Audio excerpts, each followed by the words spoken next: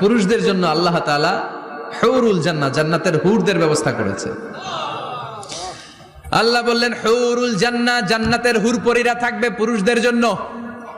আল্লাহ বললেন এদের বৈশিষ্ট্য হলো আজওয়াজুন মুতাহহারা, পবিত্রা। দুনিয়ার নারীদের মাসিক হয়, দুনিয়ার নারীদের পিরিয়ড হয়, মেনস্ট্রুয়েশনাল পিরিয়ড হয়। জান্নাতের হুরদের কোনো পিরিয়ড হবে না, মাসিক হবে না, নেফাস হবে না, হায়েজ হবে না। সুবহানাল্লাহ।